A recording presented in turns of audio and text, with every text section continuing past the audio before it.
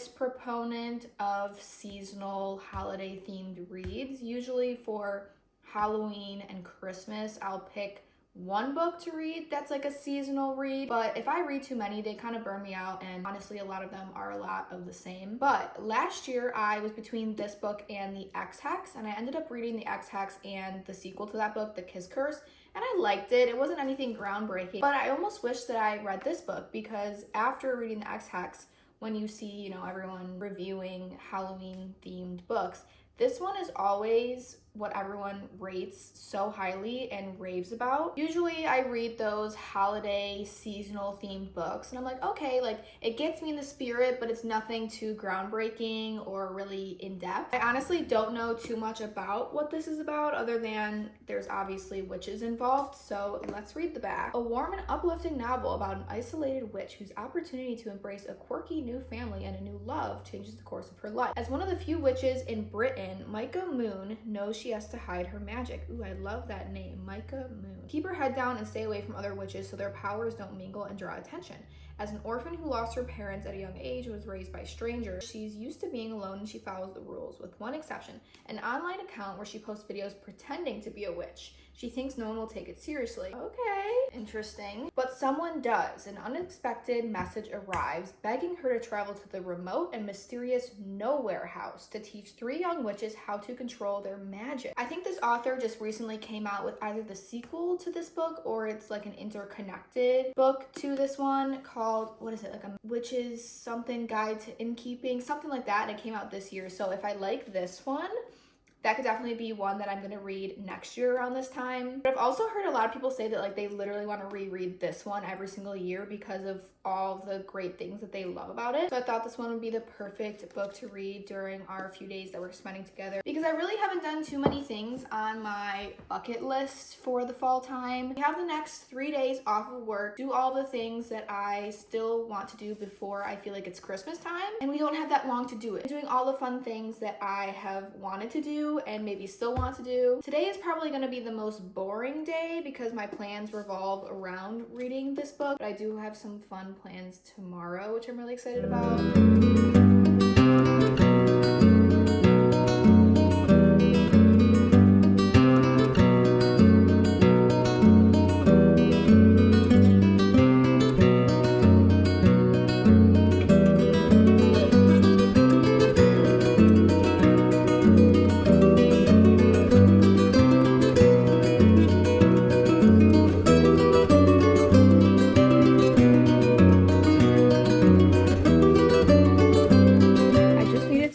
Chapter 3, so I'm a little over 30 pages in, and already I love the atmosphere in this. It's set in England. I think the main character lives in Brighton, but then she has to travel down to Norfolk. I don't know if that's a real place, and it's by the sea to stay at the little house, but it's set like back in the woods. It's very like enchanted, old vintage house, little cottage next to it, and just the way everything's described, I'm picturing a mixture of like Halloween Town and Hocus Pocus. Like this just makes me want to put on Hocus Pocus in the background, which might have to happen. What I've gathered so far is the main character is a witch, but she posts witchy content online as like an influencer pretending to be a witch, so she thinks that like other people aren't gonna think that she's a witch because she has all these followers, and I guess it's like a trend to pretend to be a witch. And she's also a part of this society, the very secret Society of Witches, where there's a lot of older witches in the group and she's the youngest, and every 3 months they meet up and they kind of talk and everything, but they're not allowed to talk to each other within those 3 months. They all just meet up as the group and then they separate and they don't see each other for 3 months. And I guess it's like very taboo to really speak to other witches, to know other witches, to live with other witches. Like it's just not a normal thing. And Primrose, the head of the group that she's a part of, kind of raised her in a way, because I guess like she was saying that all witches are pretty much orphans. So Primrose kind of like gave her a home to live in when she was younger, and then as she was of age, she moved out. And since she moved out, she really hasn't had a great relationship with Primrose anymore, other than just seeing her at these monthly or every 3 month groups. She gets this message one day from this guy who is one of the ones taking care of these 3 young kid witches. And it says, "Witch wanted, live in Tudor wanted for 3 young witches, must have nerves of steel. previous teaching experience not necessary, witchiness essential. And they kind of go back and forth, and Micah's like, okay, fine, like I'll at least come down, see the house, and like see what's going on. So there's two main guys that live there, Ian and Ken, and they kind of do a lot of the teaching of the children because they're homeschooled. And then there's the librarian guy who kind of like acts as like a parent to the kids, and that's Jamie.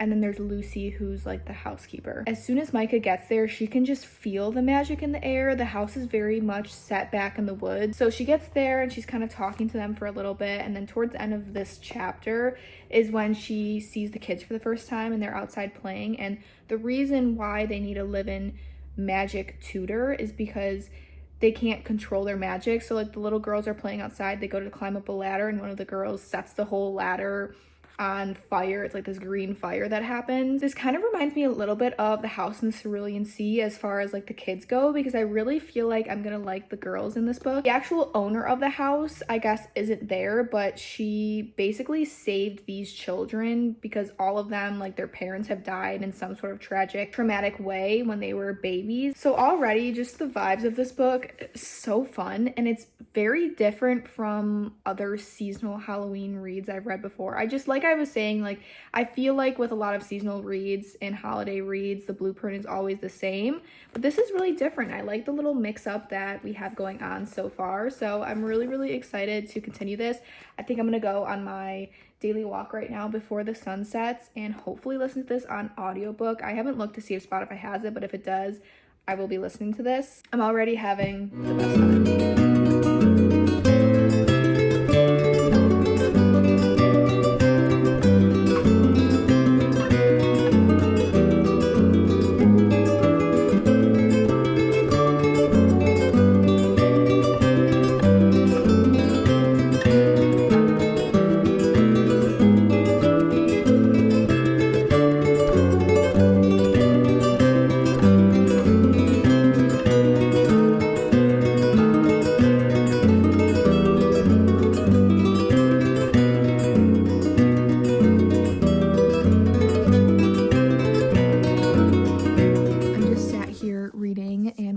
Pocus, which is definitely my best idea I've had all day. I'm having the best time, but still really loving this. I'm on chapter 6 now. Upon listening to the audiobook on my walk earlier, I realized that I was definitely mispronouncing the main character's name. It's Mika, not Micah, so apologies for that, but it also reminded me because the main character actually, like, her apartment is in Brighton in England, which Zoe Sugg lives in Brighton, and she's currently doing her Halloween week vlogs where every day she's posting a vlog during the Halloween week. And this is just the best week ever because now I can get into the Halloween spirit. I'm off work for a few days. I have some fun plans. I'm gonna watch all of my favorite comfort Halloween movies and shows, read a really good book, and are able to watch Zoe Sugg vlogs. I really don't think it gets better than that. I don't really have many updates as far as the book goes because not much else has really happened. That was kind of my update, but my plan for the rest of the night is to literally rot here and do exactly this. But I will see you bright and early in the morning because I have some fun plans tomorrow.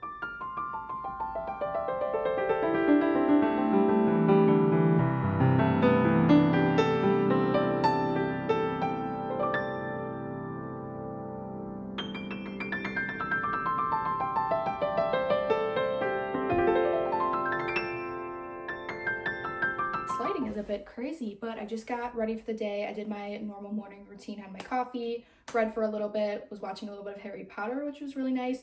Chamber of Secrets, of course. Did my workout, took a quick body shower, and now we are here. I'm about to leave to go with my grandma. We go and get our nails done every 3 weeks, and we usually get either breakfast or lunch. So I think it'll be lunch today. This is my current, oh, you can't even see. This is my current nail situation. It's like a butter yellow.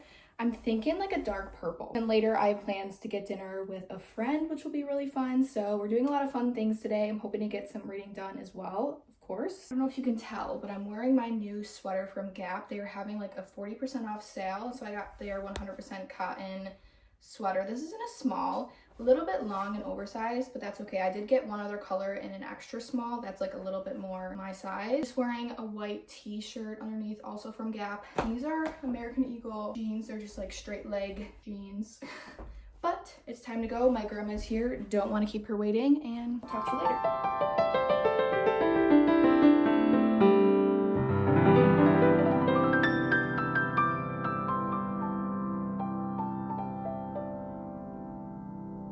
It is much later, but I had such a fun time today. I actually went out to Taco Tuesday with one of my friends. Didn't film anything because it was a much needed hangout catch up time. I'm home now. I'm gonna enjoy a little bit of dessert and Hell's Kitchen. If there's one thing about me, I am not a baker nor am I a chef, but boy do I love my cooking and baking shows. Hell's Kitchen is one of my favorite cooking shows, and I actually like purposely waited because I knew the new season came out a little bit ago, but now I can binge the first couple of episodes, you know? So that's my night for you, but I wanted to show you the color I got in my nails. I got this like really dark witchy purple color, and then I listened to a lot of my audiobook today while I was walking, and I got up to chapter 17. So let's find where that is in the book. Page 190. So I actually read about 100 pages today. I'm gonna put a pause on this tonight. What I'm really liking, and I feel like we're getting into more now that we're getting later into the story, is there is definitely the found family aspect in this, which I really love. I love all the kids. Kids can be very hit or miss in books, but I really like their personalities in this one, and each one has a very distinct personality. And I also like how Mika talks to the kids. She doesn't baby them at all. She kind of just talks to them like they're small adults, which I really appreciate. We're getting a little bit more of like flirting and tension between her and Jamie. Nothing has really happened yet, but I do love a good slow burn. I've heard that this does get a little bit spicy towards the end. I also love Ian and Ken, the two husbands that kind of like oversee the grounds. They are just such darlings. I also love listening to the audiobook because it is in a British accent, and so every time I read it physically I think of it in a British accent, and I'm speaking in a British accent. It's just everything. Hoping I can finish this tomorrow, but I'm gonna set this down for now because it's Hell's Kitchen time. I'm going to enjoy my little chocolate chip pumpkin oat peanut butter bites, whatever you want to call them. I make these and they're really easy to make and they're really delicious, with a small glass of whole milk. Listen, I'm not lactose intolerant. I do enjoy me some whole milk. This is going to be devoured in like 2 seconds, and I'm going to binge the rest of the Hell's Kitchen episodes that are out, and that's going to be the rest of my night. See you bright and early in the morning.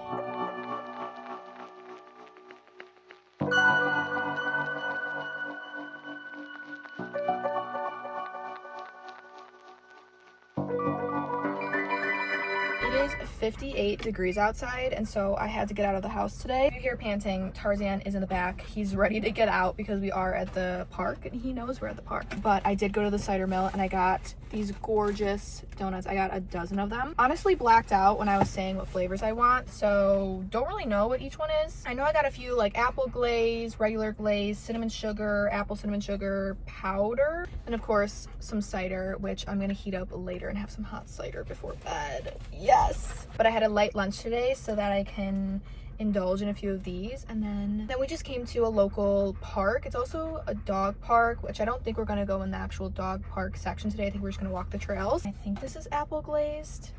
I kind of don't want the full thing. I'm gonna rip it in half. Look at Tarzan. Brother is ready to go. Okay, and then I think I'm gonna do one of these cinnamon sugars. I also really wanted the maple candies that they usually have, not for myself but for my husband because he really likes maple candies. Ooh, they are not for me. They usually have them there every year, but they had none of them. So, sorry, Bob. There is just something about a cake donut. It'll do it for me every time. I think one of my favorite desserts have to be donuts, which is why I don't get them very often because I have no control when it comes to them. I did forget my AirPods, so I won't be able to listen to my audiobook, unfortunately, but it's okay. We'll just have a nice, relaxing walk. Tarzan can get some of his energy out because he's a bit confused. He's been in the car for a little bit longer than normal, and so yeah, he's ready to get out. Okay, let's go.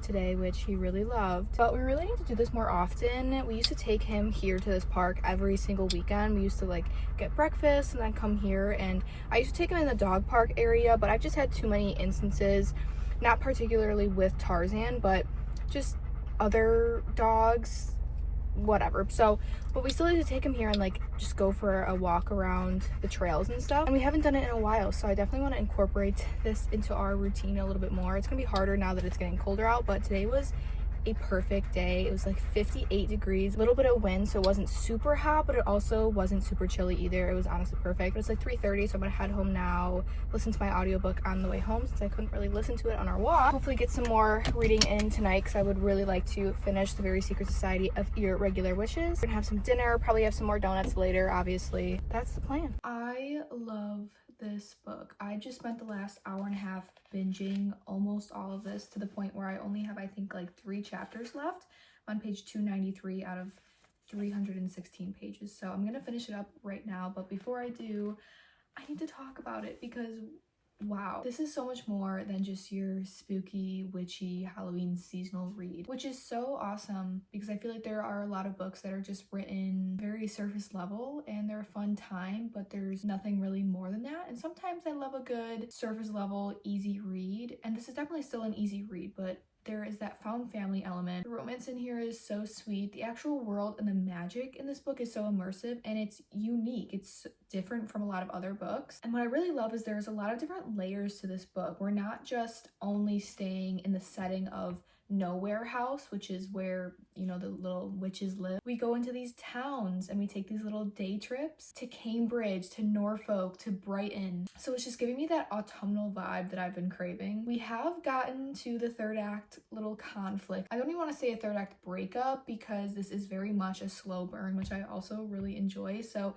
more of a third act conflict involving the FMC and the MMC, but also it involves something that's been going on from the very beginning that Mika has just not known about. I knew there was going to be something going on with the owner of the house, Lillian, but it's always been something in the back of my mind this entire time that obviously she was a really good person.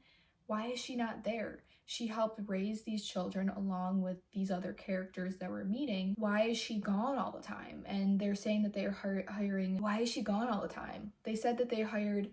Like, why is she gone all the time? They said that they were hiring Mika because they needed someone to help the little girls control their magic. Lillian is a witch. Why isn't she just there to help out the girls when they obviously very much need it? So I knew there was something weird going on with that situation. I just wasn't sure what, and what ends up actually being, you know, the reason as to why she's not there wasn't really something that I imagined or envisioned. It all really makes a lot of sense, and it kind of gets weaved into like being a third act conflict, because there's been a lie that's been going on for this entire time, and Mika's just been unaware of the situation, and obviously it ties back to Jamie, the MMC, also being a part of this lie, and so that's kind of where like the third act breakup would come in. I feel like both characters have the right intentions. There was definitely a fair reason as to why Jamie was lying. Obviously, like, lying isn't a great thing to do, but it makes sense as to why he felt like he had to keep this secret along with Ian and Ken. And then it makes sense as to why Mika got upset and she left, and she was only going to come back when there's this guy named Edward who is like the holder of Lillian's will, and he kind of visits every so often to make sure that things are like up to standard or something like that. And so the real reason why they hired Mika was because they wanted the girls to look like they have control of themselves when Edward comes to visit, so Edward doesn't basically take them away. So Mika leaves because she's so upset, but she says she will be back in time just for Edward's visit, and then she's gonna be done. Obviously things don't exactly go that way. I do still have a few chapters left, but I'm really liking like how everything's panning out and how we're coming to a solution with things. Okay, wait, not even 2 seconds later, I just started this next chapter, and now we have another reveal that I actually audibly gasped. Like, I wish I was recording, because what? I obviously can't say what just happened, but I was not expecting this book to have so many twists and turns. Twists and turns that are also really great and make a lot of sense, and things I probably should have picked up on, like a freaking idiot I am. What? I knew she had to be involved somehow. I should have known this. I don't know how I didn't know this, but you know what? Living in La La Land, being a little bit naive sometimes is a good thing.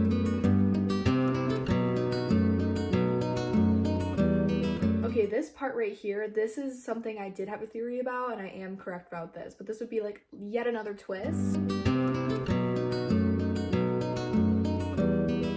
literally just like smiling at the reunion of everyone and just familial ties to each other and just this family dynamic and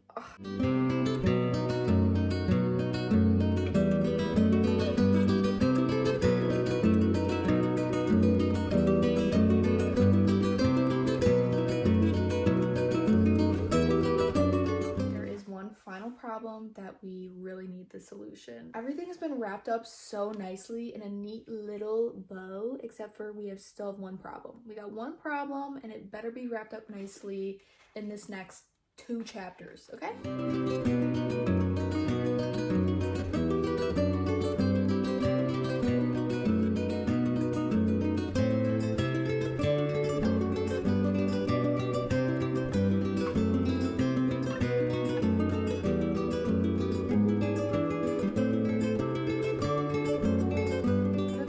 How do you feel about me? You know exactly how I feel about you.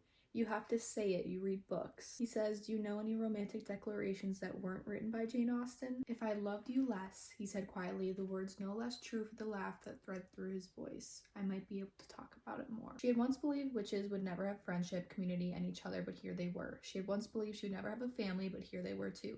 She who had once believed she would never leave a mark on anybody knew now that the marks she had left were unerasable, as much as a part of her forever as the sea. I really love this. I love this more than I thought I was going to. I knew I would like it, and I've seen so many just outstanding reviews about it, but I guess I just didn't really believe them, or I was like, you know what, I think it's too good to be true. This was honestly not just a perfect book for the October Halloween season. It is just, like I said so many times, so much more than that. This book needs to be made into a movie. This would be the perfect cozy Halloween movie. I would love to see it. I think all the characters would be so funny. I can picture them so well. This is definitely one of those books where I'm actively picturing it like a movie in my mind, and that's when you know like the writing is really good. Everything wrapped up so nicely. There were a lot of things that could have been left as plot holes, but really she made sure everything was wrapped in a tight little bow. I am so excited to read her newest release next fall. I think it's A Witch's Guide to Magical Innkeeping. Yes, I don't know if it's an interconnected book, like if there's characters from this book in that one, or if it's a completely separate book. I'm not sure, but either way, I'm so excited to read that. I could totally see myself reading that and then also rereading this. Only spending 300 pages with these characters, I feel like I know them personally. It's so interesting because obviously Mika was the main character, but then you have the 3 little girls, Ken, Ian, and then you have the MMC, the love interest, Jamie. We only have 300 pages with them, but even though Mika is the main character and you're going to know the most about her, I feel like all the other characters were so well developed. Oh, also the other witch, Primrose, I feel like had such a good character development in here. Like, we really think at the beginning that she's just this villainous woman, and like I understand her a little bit. And that's what I think is just so beautiful, is that you can think one way or one thing about a person because of their past and, you know, they're acting a certain way. But when we get down to it, you can kind of realize that they're doing things because of something in their past. That's how life goes in general. There's so many people out there that you think that they're just not good people until you peel back the layers and you understand why they are the way that they are. This book is making me think way more than I thought it was going to, but I honestly love that. Right now it's giving me like a 4.25 star rating. I don't think this was a 5-star for me. It just didn't, there was really nothing in here where I'm like, oh, I wish this was different.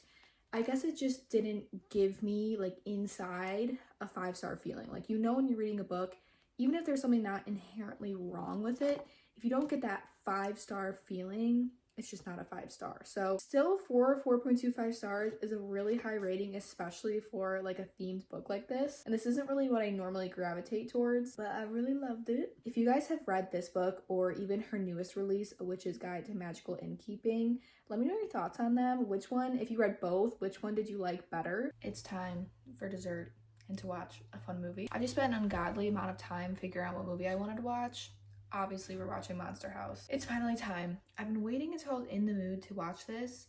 It is the most nostalgic movie for me, I think, ever. I remember just distinctly watching this with my cousin and being so incredibly scared. Sorry, is that distracting? I remember watching Monster House and being so incredibly scared. Like, when I watch it now, I'm like, you know what? Actually, it's kind of scary. Like, the wife in here, she's scary.